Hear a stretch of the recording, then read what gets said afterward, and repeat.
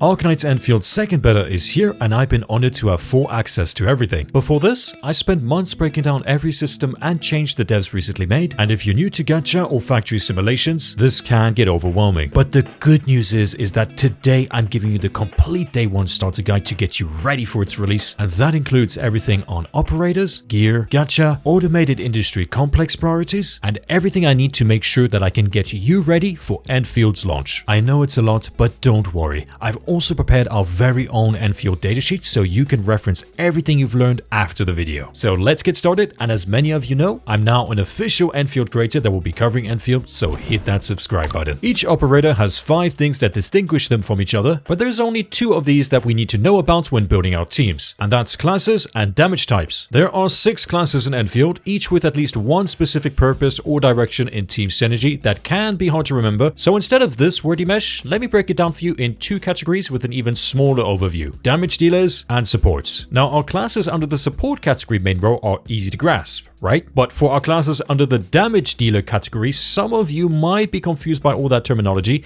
and that's okay, because that's exactly why I'm here. And that brings us over to damage types. Now, all operators have what is called damage types regardless of their class, of which they are 5: physical, heat, electric, cryo, and nature. Yep, I know this looks intimidating, but don't worry, I got you. My next video is already on the way, and it's going to focus purely on damage types like physical statuses, art bursts, and art reactions, because there's just so much to go through and we need to cover everything efficiently. And now I'm still going to explain physical to get you in the rhythm today, as it works very differently from the other 4 damage types. But I'm not here to overwhelm you, so let's get you on board slowly. Physical has 4 mechanics that are called physical statuses that you'll find in an operator's combat skills, and these are named lift, knockdown, crush, and breach. Now, all of them are tied to one thing under the physical damage type, and that is called vulnerable. Lift and knockdown add vulnerable stacks, whilst breach and crush consume vulnerable stacks. And when you use a combat skill that has lift or knockdown and you hit an enemy for the first time, you've just applied a vulnerable stack to the enemy. But this will not activate lift or knockdown since there were no vulnerable stacks on the enemy beforehand. For example, when I use a combat skill with a physical status, like Shen's battle skill Ascending Strike that has lift, if I hit an enemy with no vulnerable stacks, it will apply vulnerable and lift won't activate. But now that the target does have a vulnerable stack and we launch Shen's battle skill again, lift will activate as a vulnerable stack is present, and she will also apply another vulnerable stack as well, meaning we now have 2, and of which you can apply up to 4 stacks. And the same process applies to the physical status knockdown. Now, the physical statuses crush and breach do add a vulnerable stack on the first hit, but then consumes it when launched again to deal more physical damage or increase physical damage against that target. Now, there's still more we need to go through on physical, but as you can see with the other 4 damage types as well, we do need a full video to cover this properly, but I'm still going to get you in the rhythm about art inflictions, art burst, and art reactions, so let's do that now. Enfield is not a mono element game at all, and we know this for sure because of art inflictions that synergizes classes and feed into operators kits for us to achieve art bursts and art reactions. But what are art inflictions, art bursts, and art reactions? Art inflictions are elemental stacks that operators apply to enemies based on their damage type from these 4, but as we've covered, not the physical damage type, as that one has its own mechanics. Art inflictions are only for elemental damage types, and with arts inflictions, depending on which ones and what order they're applied, they'll trigger one of 2 things: art bursts or art reactions. Art bursts require just 2 arts inflictions of the same damage type, so element, which will trigger an art burst that will deal arts damage in that element, and this will also add 1 stack of arts infliction. Now, art reactions requires 2 art inflictions as well, but of different elements, and this will trigger an art reaction that all do different things depending on the elements you combine. And we'll go over this much more closely in our next guide, but for now, try to remember that the order you apply your arts inflictions matters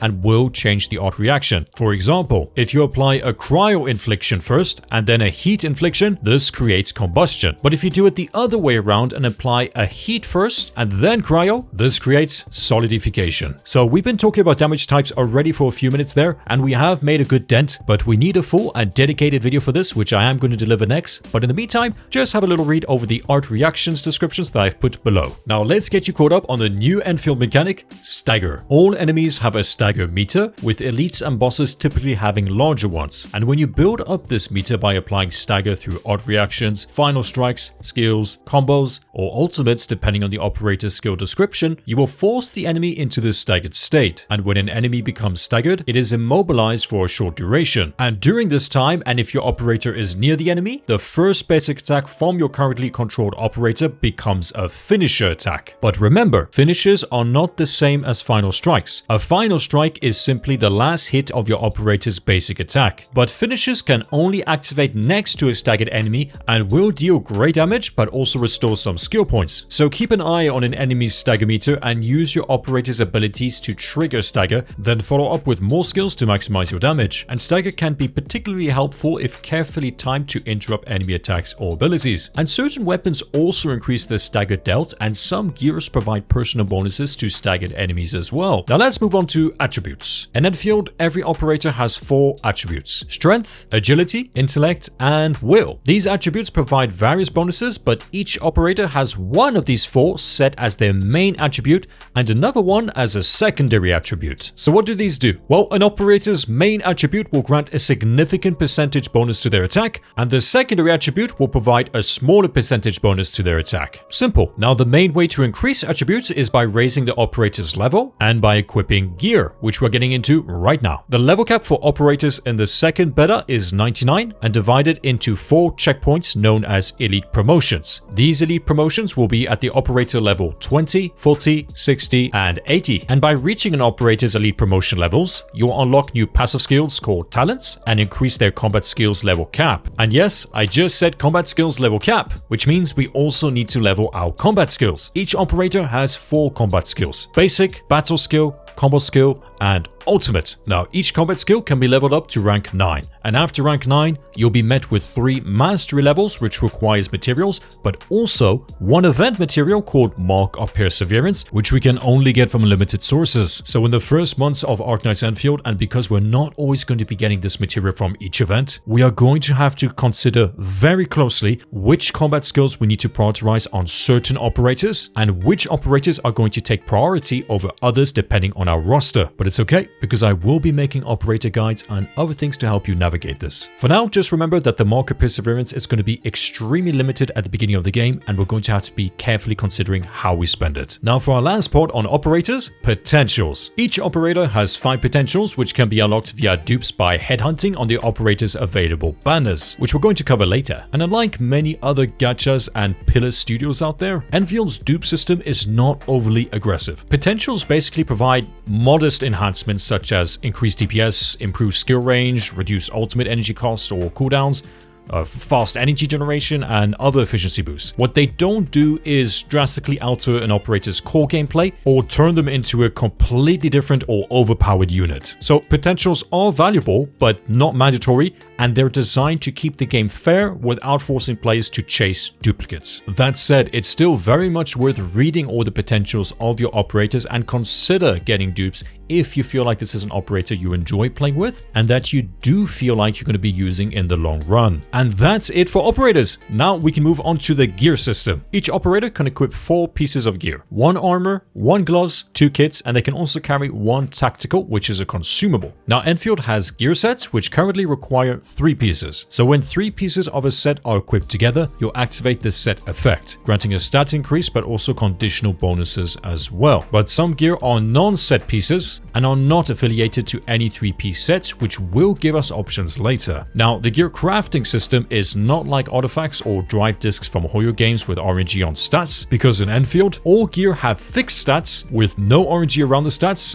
quite the opposite actually, because you get to choose them. That's right, set pieces or gear can be crafted in different versions, which will change the title of the gear, the stats of the gear, but retain the gear piece bonus effect. This isn't RNG and is by choice based on which version of that gear you choose to craft, which is designed to expand the options with those gear pieces or full sets among the operators. Now, you can't increase a gear set bonus but you can increase the individual stat bonuses by filling these gauges through what is called Artificing. Now, we're not going to cover Artificing in this video because it comes much later in the game, so you do not have to worry about it for a while. But we don't only have gear in Endfield, we also have weapons. So let's have a look at the weapon system. Now, each operator has a predefined weapon type that they can use, and to obtain weapons, this is mostly via the arsenal exchange, being the gacha that we'll get into shortly. But 3-star and 4-star, as well as a few selected 5-stars, can be found during exploration, quests, and targeted weapon supply crates that you can obtain weekly from the algorithmic memories, which is a really cool weekly roguelike game mode, which we will go into more depth another time. Now, weapons can be increased to level 99, but also have 3 traits. The first one is an attribute buff. The second one is a buff for various stats, such as crit rate, HP, or damage type. And the third one is a unique and usually grants a positive effect under certain conditions, such as restoring HP, increasing HP treatment, which is heals and cooldowns, etc. But it's important to note that 3-star weapons do not have the third one, being the unique, and the first and second traits on 3-star and 4-star weapons are generally weaker than those on 5-star and 6-star weapons. Now, each of these 3 traits can be increased to level 9, but by default, they all start at level 1. The attribute and stat boost are capped at 3, and the unique at 4. Let's start with how to uncap these 3 weapon traits on your weapons. You can increase the level cap for both attribute and stat trait by tuning the weapon with materials. This will increase the cap for both by 3 altogether, but also increase the level for one of them at turn. So 1 time above, 1 time below, 1 time above, 1 time below, and you get what I mean. When you're doing this, the weapon's third trait, being the unique cap, will not change and will remain the same. And to increase the cap for the third one, you need to increase the weapon's potentials. And to do this, you will simply need a duplicate copy of the weapon, and each potential, or we could say duplicate consumed, will increase the unique trait level cap by 1. Now that we know how to uncap all 3 traits, we need to learn how to level them up to level 9. Well, luckily, to bring your weapon traits to level 9, it's the same process for all 3 of them, and that's with Essence. But you won't have to worry about that for a while, as well, as you can only do that properly once you've unlocked Etch Essence, which is Etching, but you can still equip the raw ones that you pick up to level up your traits. You just simply have to find a matching trait. But how do you get these Essence? Well, Essence can be obtained by defeating enemies or clearing energy alluviums. Now, I'm authority level 22 here, and I still haven't unlocked the energy alluvium that allows you to farm essences, so just regularly check your weapons for whichever ones you've picked up or have by going here and picking an essence that has one of the traits of your weapon. Here, I've got one that has agility, and as you can see, the weapon also has an agility trait, so I'm going to equip this one. And so there you go, it's leveled up the trait. But I will be making a full guide on essence because it's a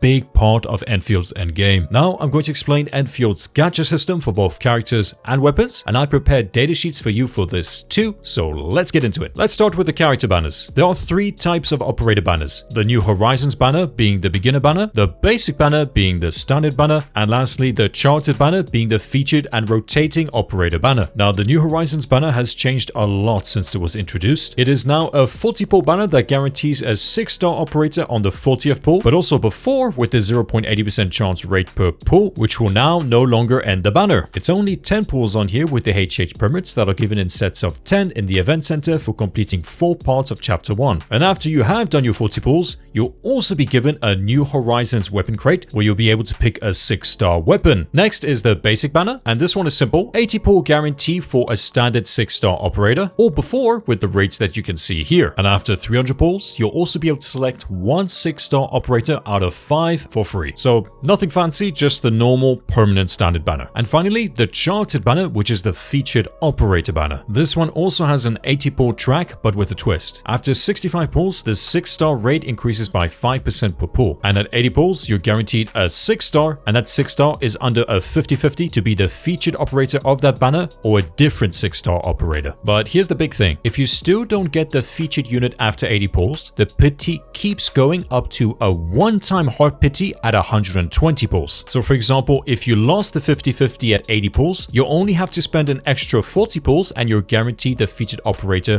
one time only on that banner, which is frankly awesome. But note that that this 120 heart pity does not carry over to the next charted banner, and any featured operator will stay in the charted banner lineup for 2 additional banners after their debut. But after this, they will not be moved to the basic banner, and you will have to wait for them to be featured again. There's 2 other things that are special about this banner, is that once you perform 60 pulls, you receive something called a headhunting dossier. And once the next charted headhunting banner is available, this headhunting dossier will be automatically converted into a 10 pull. However, you'll have to use this 10 pull before that next banner expires. And every 240 headhunting attempts, you'll also receive the featured characters token, which you can then use for potentials. And lastly, for the gacha system, the Arsenal Exchange being Enfield's weapon gacha system. It works very differently from anything you've seen before.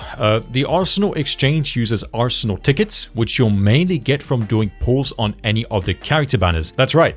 You get the weapon pulling currency from pulling on character banners. It costs 1,980 for 1 attempt, and this will give you 10 weapons, and this only gives you weapons and no characters. You're guaranteed a 6-star weapon every 4 attempts, with a rate up chance of 25% to get the featured weapon. And if you're aiming for the featured weapon, don't worry, because there's also a heart pity at 8 attempts, which works the exact same way as the charted banner, and which costs 15,840 Arsenal tickets to get to. But this guarantees the featured weapon. So 8 attempts at worst, and you got it. And just like before, it's important to note that the pity does not carry over to the next featured weapon. Now, you can use Arsenal tickets in 2 ways, which is the Arsenal issue attempts that we've just covered, or you can directly purchase weapons as well. Yep, you can directly buy certain 4 or 5 or 6-star weapons from the Arsenal Exchange shop that rotates as well. And this is going to give us more control over completing certain weapons, because this will allow us to uncap their 3rd trait being the unique through potentials, and we'll be able to bring that to level 9 with essences, as we've covered earlier. Next, one of the most important things, your automated industry complex priorities on day 1, as well as the energy system and your dailies. Andre will first teach you the basics of relay towers and electric pylons, which act as power supplies for your AIC units. After that, he'll give you 2 portable originium rigs and ask you to place them in an originium ore area. And you're going to want to place them in the area next to Andre. Now, these rigs don't need to be near an electric pylon because they power themselves through the originium ore they self-collect. The downside is that they only can hold 50 ore before they stop working. This means that for the first few hours of the game, you'll need to constantly run back and forth to empty the ore and then refine it into ore grow crust. But forget what I just said about refining, because we'll get into that later. So your day 1 go with the AIC is this. Once you've planted your 2 portable originium rigs, progress through the story as fast as possible, defeat the first boss and clear the Valley Pass area, where you'll learn about other AIC functions and also unlock your first way to consume sanity, which is Enfield's energy system, through the first protocol space being for operator XP. And while we're on that topic, spend all your sanity on the level 1 trial immediately. And the reason for this is because your sanity cap will fill up fast, as it only increases with your authority level, and you won't have a sooner or better opportunity to spend all your sanity, which is also connected to your dailies. That is very easy to complete, and those actions in there will also help you complete quests in your protocol past, which is also part of your dailies. So once all of that is out of the way, you're going to be progressing a little bit more, and you'll automatically unlock the electric mining rig through the story and the tutorial. And once you get that, this is where you needed to get to and what you need to action immediately on day 1. Go back to where you placed your 2 portable originium rigs, collect the ore from both of them, remove both of these 2 portable rigs, and then place 2 electric mining rigs from the new tutorial from the rewards you just got in their place. After you've done that, add a relay tower between them, and then place 2 electric pylons, one next to each mining rig, so they're both inside the pylon's power zones. Then go to the automation core behind you and connect it to your relay tower that you just placed. After that,